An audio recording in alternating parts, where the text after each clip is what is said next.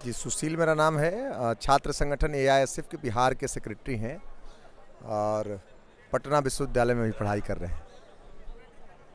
दरअसल जो पूरे देश की हालत बनी है, जब से केंद्र की सरकार आई है, एक के बाद एक कैंपसों को जिस तरीके से निशाना बनाया है, यह बहुत ही काफ़ी पूरे देश भर के विद्यार्थियों के लिए खासकर यह निशाना बनाया जा रहा है। इस पर सोचने की ज़रूरत है। काफ़ी चिंताजनक स्थिति है। गुरमेहर कौर का जो नाम अभी आया, गुरमेहर कौर ने ऐसी कोई बात नहीं कही जिससे कि इन लोगों को खतरा होने लगा, और निश्चित ही उसने बहुत ही ज़रूरी बातों की तरफ देश का ध्यान आकृष्ट किया और कहा कि हमारी जो भाषा है, हमारी जो बात है, वो बात पूरे देश के विद्यार्थियों की बात है कि हम हिंसा में यकीन नहीं करते हैं, हम हिंसा के खिलाफ खड़े हैं और साथ ही साथ पूरे देश के विद्यार्थी हमारे साथ में खड़े हैं। और निश्चित ही उन्होंने जो बात कहा कि हमारे पिता की जो मौत हुई वह युद्ध की वजह से मौत हुई, और आज भी हज़ारों की संख्या में लोग युद्ध की वजह से मर रहे हैं, और सरकार की विदेश नीति इसके लिए जिम्मेवार है कि रोज़ कहीं ना कहीं से सीमा पर बड़ी तादाद में लोग मर रहे हैं। यह एक बड़ा सवाल है कि जब से केंद्र की सरकार आई है, तब से कैंपसों के अंदर में एक युद्ध जैसी स्थिति बनी हुई है, और यह युद्ध की स्थिति निश्चित ही एक बड़े कैंपसों को निशाना बनाया जा रहा है।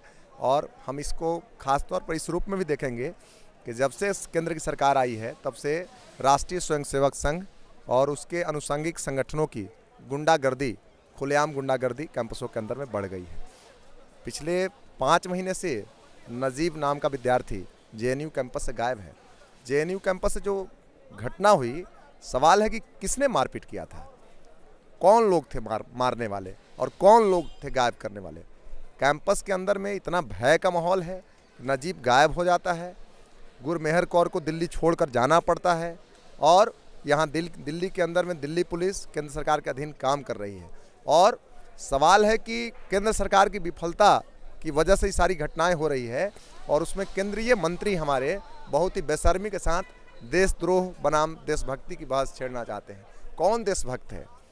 वह जिसकी आज़ादी की लड़ाई में कोई भूमिका नहीं रही, या उसने जिसने आज़ादी की लड़ाई में हिस्सा लिया? कौन देशभक्त है? जिसने तिरंगा जलाया, या सही मायने में जो देश की हिफाजत की बात करता है, जिसने देश के अंदर में कुर्बानी दी है, शहादत दी है, अपने संघर्षों क्रम में जान तक की बाजी लगा दी है, वे लोग देशभक्त हैं। लेकिन राष्ट्रीय स्वयंसेवक संघ के लोग वह देशभक्ति का सर्टिफिकेट बांटते चल रहे हैं।